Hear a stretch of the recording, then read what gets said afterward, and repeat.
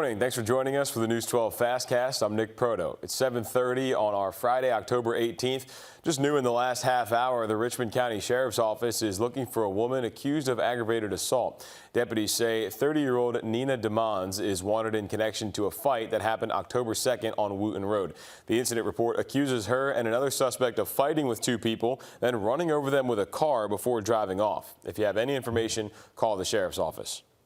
It's been 3 weeks now since Hurricane Helene hit. We know you're probably sick of seeing all that debris everywhere, but you may want to get rid of it. And first responders and the CSRA say they have a warning for those who want to pick up the pace here and maybe burn it, because that seems to be a common thing to want to do. Leaders say October is one of the driest months in Georgia and South Carolina, and Hurricane Helene only made things worse. Right now, both North Augusta and Augusta have a burn ordinance in place, and both the Department of Public Safety in North Augusta and Augusta Fire EMA posted on Facebook urging people not to burn debris.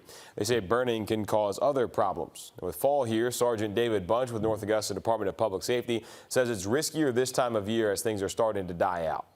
We have headed it off from the beginning by asking citizens not to burn their debris, and if we get a call about it, we ask them to put it out. But in surrounding fire departments and neighboring jurisdictions, we have assisted with other fires that have gotten out of control, and with the lack of rain now and the wind, it is a risk when you're burning that debris for it to spread. In Augusta, debris can be left next to the street, same in Aiken County as well. Just make sure not to put it in the street.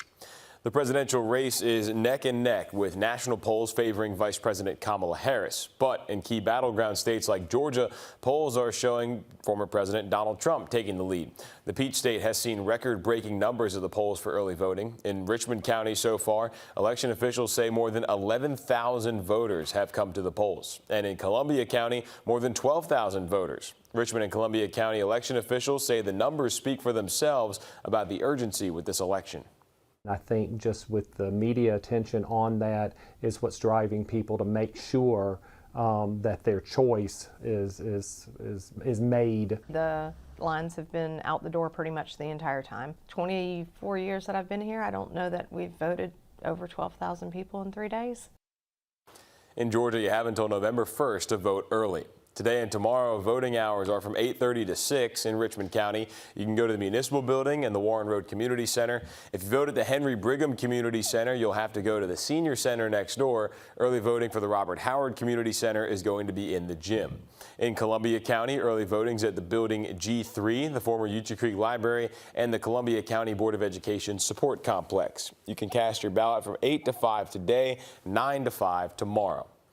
Mayor Garnett Johnson shared an update on Helene recovery efforts as we hit the 3-week mark. He says the city is hauling 84 units right now at one time. Leaders still need you to move the debris to the curb. Don't try to bring it to a management site. And if you're having trouble, call 311. He added the FEMA Disaster Recovery Center is still set up in the hub and has served 267 applicants so far. That's open today and tomorrow from 8 to 7. The good news is most of the traffic lights are back. He says 272 out of 275 city-operated signals have been restored. For the last 3, keep treating them like a 4-way stop for your safety. Georgia Power says it's allowing customers the option of payment plans to help as recovery from Helene continues. You can pay your balance over a period of 2, 4, or 6-month installments, which will be added to future payments. Existing late fees will not be included. Once a payment plan is established, you'll need to make your payments on time. You can sign up until November 30th. The company also previously waived eligible late fees and collection activities until December 15th. Happening today, more than 20 South Carolina departments will be in Aiken County as a sort of one-stop shop for any needs you might have after the storm. That's called Team South Carolina Days, and it'll be happening at the USC Aiken Convocation Center. This event's for anyone in Aiken, Saluda, and Edgefield counties from 10 a.m. to 4 p.m. Relief funds for small business owners impacted by Hurricane Helene have exhausted, but you can still apply for when that money gets replenished. The Small Business Administration says because of the high demand after the storm. Small business owners who did not apply for aid in time are putting matters into their own hands, cleaning up the damage Helene left behind. It's a process to go through the application. So go through that, get on the website, apply. Let's get the additional documentation and get you to meet with an inspector, to talk to an inspector. Let's get a loan officer to evaluate what we can give you. All of that we want to have done. So when the funds are provided, we can simply just start to disperse. As for just about every homeowner, renter, and business owner in the area, the focus now is just getting a sense of normalcy back.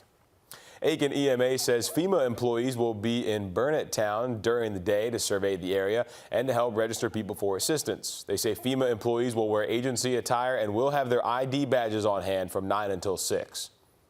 Augusta's Fall Greek Festival is back. There's going to be all that Greek food, baklava, gyros, and Greek chicken, along with music and vendors. That's happening at the Holy Trinity Greek Orthodox Church from 11 to 9 today and tomorrow, and from 11 to 6 on Sunday.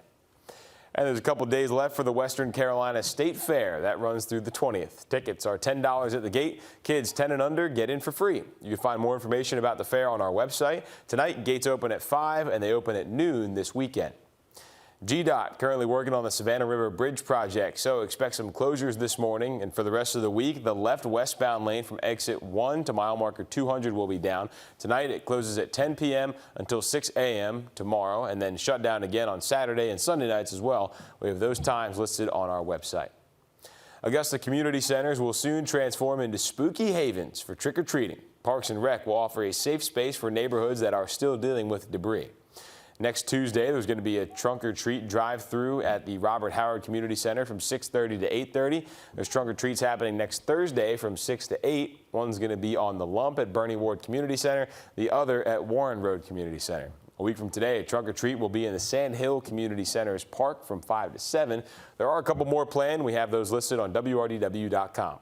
That's it for the news side of things this morning. Let's send it over to First Alert meteorologist Tim Strong now for the weekend forecast. All right, thank you, Nick. We got the sun coming up, but it's been as cold as the mid-30s here this morning. Still down in the mid-30s there. 37 degrees with clear skies. As cold as almost the freezing mark in some spots there. Down around the mid-30s to low 40s. We'll go up to about the 70s heading on through the afternoon. Got to be careful with those temperatures, though, because we are expecting anywhere between 70 degrees to come back in. Do we call that a thawing out phase? Possibly. There's going to be a more noticeable warming trend this weekend as we keep sunshine around, possibly getting back into 80s. Well, Nick was just talking about the final days of the Western Carolina State Fair. Sunday being the last day. Today, right around 5 p.m. is when gates are opening.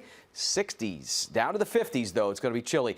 Playing some high school football might be a good idea to dress warm for that here. 5 to 7 o'clock temps before kickoff, dropping quite a bit. Once that sun gets down, that air is so dry, it really gets cool. 50s by the end of the game for most areas. We should drop into the about 60 to 50 degree range. Heading into the weekend, there's that warmer than average trend coming in. Upper 70s. We continue to see even more of a warm up into next week. 80 degree highs, they're coming. Mid 40s will stay on the cold side for us up to Tuesday morning. 80 to 82. Straight sunny days coming all the way through the next 7. Have a great day, everybody.